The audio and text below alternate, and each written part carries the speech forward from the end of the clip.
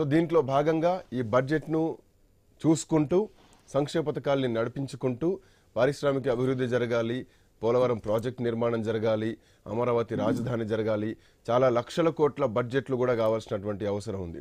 ఇందులో main thing ఏంటంటే ఇందాక శ్రీధర్ గారు ఒక మంచి పాయింట్ అన్నారు. ఇప్పుడు ఈసారి ఈ కూటమి ప్రభుత్వం కేంద్రంలో చాలా కీలకమైనటువంటి పాత్ర పోషించబోతోంది. ఈ ఎంపీలు ఎవరైతే గెలిచిన వాళ్ళు ఉన్నారో, ఎందుకంటే అయ్యా అని బతలాడడం వేరు, ఇస్తావా అయ్యేవా అని అడగడం వేరు. సో అట్లాంటి పరిస్థితుల్లోకి అనూహ్యంగా ఈరోజు తెలుగుదేశం పార్టీ జనసేన కూటమి వచ్చిందని చెప్పడంలో సందేహం లేదు. బట్ ఈ గోల్డెన్ ఛాన్స్ని ఏ రకంగా ఉపయోగించుకోవాలి, ఈ కూటమి ఎట్లా యూజ్ చేసుకోవాలి, ఏమేం మనకు డెవలప్మెంట్స్ కనిపిస్తాయి అనుకోవాలా? మూర్తి గారు. ముందుగా మన ప్యానెల్లో ఉన్న మిత్రులందరికీ కూడా నమస్కారం. మీకు, మీ ఛానల్ చూస్తున్న ప్రేక్షకులకి నా తరఫున అభినందనలు తెలియజేస్తా ఉన్నాను. ఇప్పుడు కొత్త ప్రభుత్వం వచ్చింది, దాన్ని స్వాగతించాల్సిన అవసరం ప్రతి ఒక్కరి మీద ఉంది అని చెప్పి నేను భావిస్తూ ఉన్నాను. ముందుగా జనసేన, అదేవిధంగా బీజేపీ, తెలుగుదేశం ఎమ్మెల్యేలందరూ కలిసి శాసనసభాపక్ష నాయకుడిగా చంద్రబాబు నాయుడు గారిని ఎన్నుకున్న సందర్భంలో ఆయన మాట్లాడింది కానీ, పదవి స్వీకారం చేస్తూ నిన్న మాట్లాడినవి కానీ చూస్తే ఆయన చాలా ఆచితూచి ఒక బాధ్యతాయుతమైన ప్రసంగమే చేశారని నేను భావిస్తూ ఉన్నా. బట్ పిఎన్ మూర్తి గారు, మీరన్న పాయింట్కి ఇంకొకటి యాడ్ చేస్తున్నా.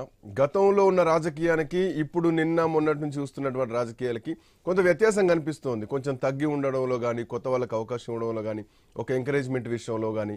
సో దీన్ని కంటిన్యూ చేస్తూ మీరు చెప్పండి.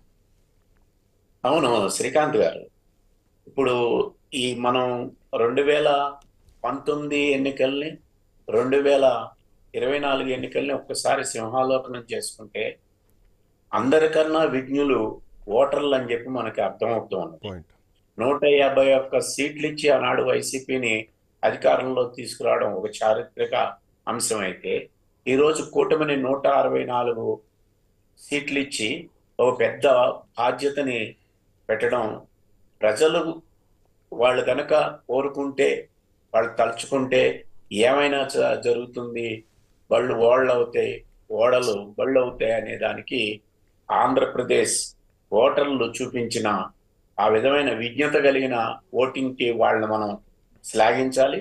వాళ్ళ ముందుంచిన అభివృద్ధి కానీ, సంక్షేమం కానీ అమలు చేయడంలో ఈ ప్రభుత్వం ఏ మేరకి సఫలీకృతం అవుతుంది అనేది మనం చూడాల్సిన అవసరం ఉంది. ఇప్పుడు మన వైసీపీ మిత్రులు మాట్లాడుతున్నారు, ఈ రోజునే 5 సంవత్సరాలు ముగిసిన సందర్భంలో మాట్లాడేట్టుగా మాట్లాడుతున్నారు.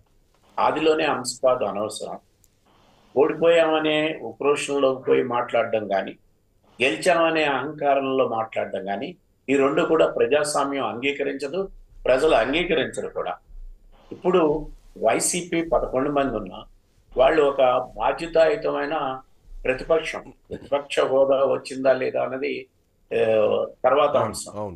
11 సీట్లు వస్తే ప్రజలు ఏదో ఒక మేరకు మీరు ప్రతిపక్ష బాధ్యత వహించండి అని చెప్పారు. దాన్ని శిరసావహించాల్సిన అధికారంలో ఉన్నప్పుడు వైసీపీ వ్యవహరించిన తీరు నుంచి బాధ్యతాయుతమైన ఒక ప్రజాపక్షంగా మారాల్సిన అవసరం ఉందని చెప్పి నేను భావిస్తూ ఉన్నాను.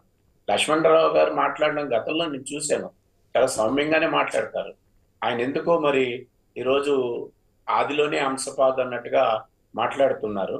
ఇంకా వాళ్ళకి మంత్రులకి బహుశా లక్ష్మణరావు గారి కండువా మాట్లాడిస్తుందేమో, ఆయన వ్యక్తిగతం కాదేమో అనిపిస్తుంది. ఉండవచ్చు. ఏదైనా పార్టీ ప్రతినిధిగా మాట్లాడడం మంచిదే. అయితే ఆయన కొన్ని ఏకరువు పెట్టారు. కేంద్రం నుంచి ఇవన్నీ అడగాల్సిన అవసరం ఉన్నది. నిన్న వారు వచ్చారు, పెద్దలు మోడీ గారు వచ్చారు, అమిత్ షా గారు వచ్చారు. అది సందర్భం ప్రజలకి ఏం చేస్తాం అన్నది కాదు.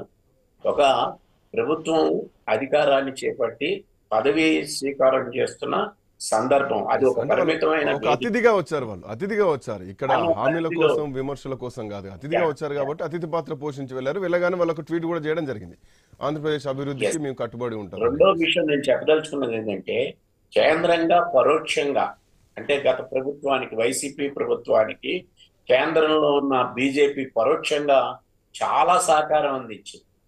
ఉమ్, ఇప్పుడు ప్రత్యక్ష బాధ్యత వచ్చింది బీజేపీకి. చాటుమాటు వ్యవహారం కాదు, ప్రత్యక్షంగా తెర మీదకి వచ్చి విభజన హామీల్ని అమలు చేయాల్సిన బాధ్యత కేంద్రానికి వచ్చింది. కేంద్రం చేత అమలు చేయించుకోవాల్సిన బాధ్యత ప్రధానంగా జనసేన పార్టీ మీద ఉంది. ఎందుకనంటే వీళ్ళిద్దరినీ సయోధ్య కుదిర్చింది జనసేనే. జనసేన, ఒక అవును. కృష్ణుడి పాత్ర వహించాడు ఆయన. కురుక్షేత్రం జరగకుండా కురుక్షేత్రం జరగకుండా చక్కటి రాయబారం చేశారు జనసేన ఆ, అధిపతి. అందుకని అందుకని ప్రజలు కూడా ఆయనకి 100%, ఎంపీల్లో 100%, ఎమ్మెల్యేల్లో కూడా 100%.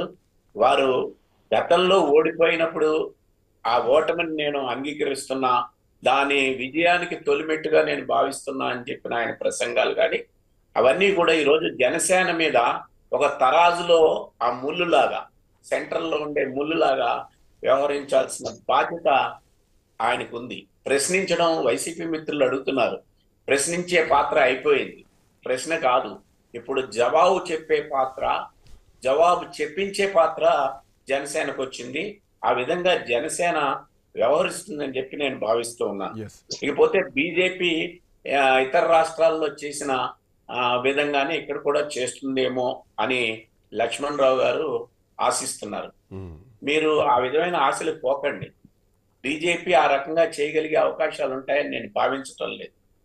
అలా చేస్తే గనక సెంట్రల్లో ఏ విధంగా అయితే వాళ్ళు ఈ ఎన్నికల్లో ఇబ్బంది పడ్డారో, వాళ్ళు ఏలుతున్న యూపీలో ఇబ్బంది పడ్డారో, బీహార్లో ఇబ్బంది పడ్డారో, హర్యానాలో ఇబ్బంది పడ్డారో, ఆ విధంగా ఇబ్బంది పడే పరిస్థితి బీజేపీ కోరి తెచ్చుకుంటుందని చెప్పి నేను భావించటం లేదు. బీజేపీ ఒక సమర్థవంతమైన కేంద్రంగా సహకారం ఇస్తుందని చెప్పి నేను భావిస్తూ ఉన్నాను. Right, welcome back to you sir. Lakshman Rao garu, so Laxman Rao గారు, మీ వర్షన్ మీరు లేవనెత్తిన